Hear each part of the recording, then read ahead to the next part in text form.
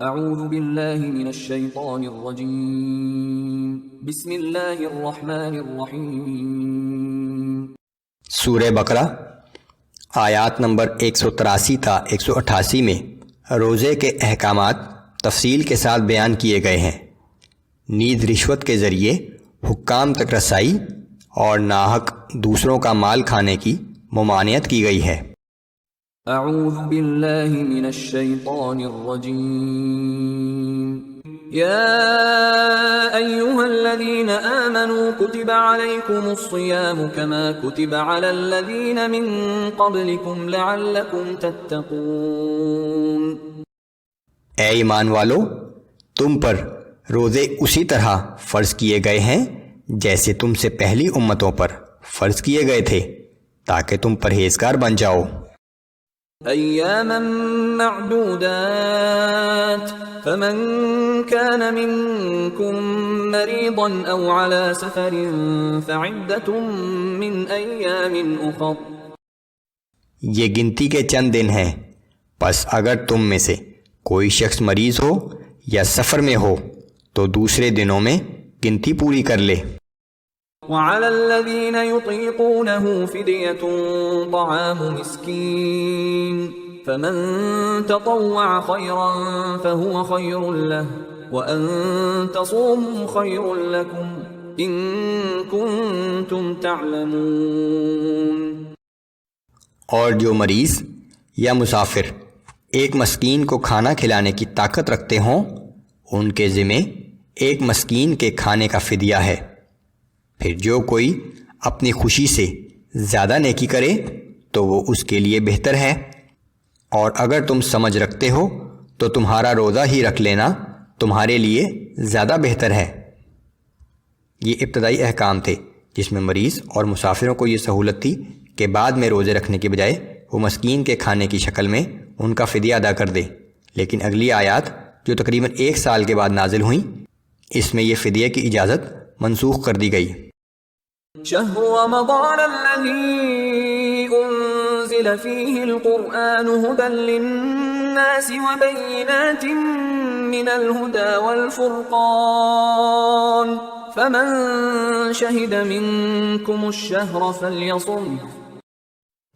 ماہ رمضان وہ مہینہ ہے جس میں قرآن نازل کیا گیا ہے جو لوگوں کے لیے ہدایت ہے اور ایسی واضح تعلیمات پر مشتمل ہے جس میں لوگوں کے لیے رہنمائی اور حق و باطل کا فرق صاف ظاہر کرنے والی کھلی نشانیاں ہیں۔ لہٰذا اب تم میں سے جو کوئی اس مہینے کو پائے تو وہ اس کے روزے ضرور رکھے۔ ومن كان مريضا او على سفر فعدة من ایام اخر۔ اور اگر کوئی شخص بیمار ہو یا سفر میں ہو اور روزے نہ رکھ سکے تو دوسرے دنوں میں گنتی پوری کر لے۔ يريد الله بكم اليسر ولا يريد بكم العسر ولتكملوا العدة ولتكبروا الله على ما هداكم ولعلكم تشكرون۔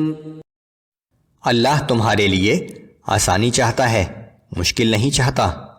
یہ رعایت کے احکام اس لیے دیے گئے ہیں تاکہ تم گنتی پوری کر سکو، اور اس لیے کہ اس نے تمہیں جو ہدایت عطا کی ہے اس پر اللہ کی کبریائی کا اعتراف کرو اور اس کے شکر گزار بندے بن جاؤ۔ وَإِذَا سَأَلَكَ عِبَادِي عَنِّي فَإِنِّي قَرِيبٌ أُجِيبُ دَعْوَةَ الدَّاعِ إِذَا دَعَانِ فَلْيَسْتَجِيبُوا لِي وَلْيُؤْمِنُوا بِي لَعَلَّهُمْ يَرْشُدُونَ۔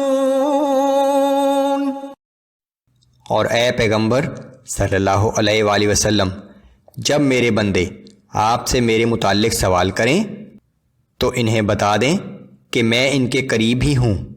جب بھی کوئی شخص مجھے پکارتا ہے میں اس کی پکار کو سنتا ہوں اور اس کو جواب دیتا ہوں، لہٰذا انہیں بھی چاہیے کہ میری فرما برداری کریں اور صرف مجھی پر ایمان لائیں تاکہ وہ ہدایت پا جائیں۔ أحل لكم ليلة الصيام الرفث إلى نسائكم هن لباس لكم وأنتم لباس لهن. تمہارے لیے ماہ رمضان کی راتوں میں اپنی بیویوں کے پاس جانا حلال کر دیا گیا ہے، وہ تمہارا لباس ہیں اور تم ان کا لباس ہو۔ علم الله أنكم كنتم تختانون أنفسكم فتاب عليكم وعفى عنكم۔ اللہ کو معلوم ہے کہ اس معاملے میں تم لوگ اپنے آپ سے خیانت کر رہے تھے، سو اس نے تم پر نظر کرم فرمائی اور تمہیں معاف فرما دیا۔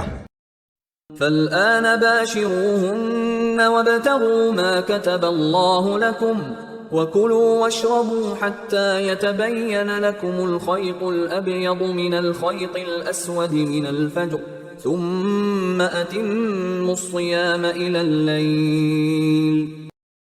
پس اب تم ان سے مباشرت کر لیا کرو اور جو اللہ نے تمہارے لیے لکھ دیا ہے چاہا کرو، اور کھاؤ اور پیو یہاں تک کہ صبح صادق کی سفید دھاری رات کی سیاہ دھاری سے الگ ہو کر نمایاں ہو جائے، پھر رات تک روزے کو پورا کر لیا کرو۔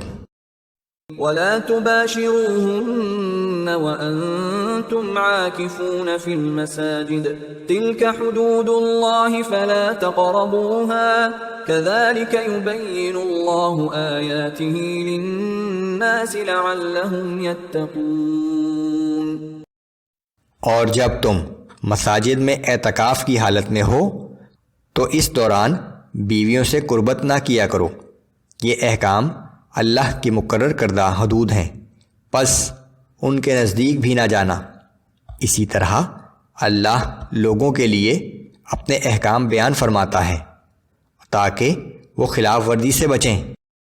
ولا تأكلوا أموالكم بينكم بالباطل وتدلوا بها إلى الحكام لتأكلوا فريقا من أموال الناس بالإثم وأنتم تعلمون۔ اور تم ناجائز طور سے آپس میں ایک دوسرے کا مال نہ کھایا کرو اور نہ مال کو بطور رشوت حاکموں کو اس نیت سے دیا کرو تاکہ لوگوں کے مال کا کچھ حصہ جانتے بوجھتے ہوئے تم بھی ناجائز طریقے سے کھا سکو۔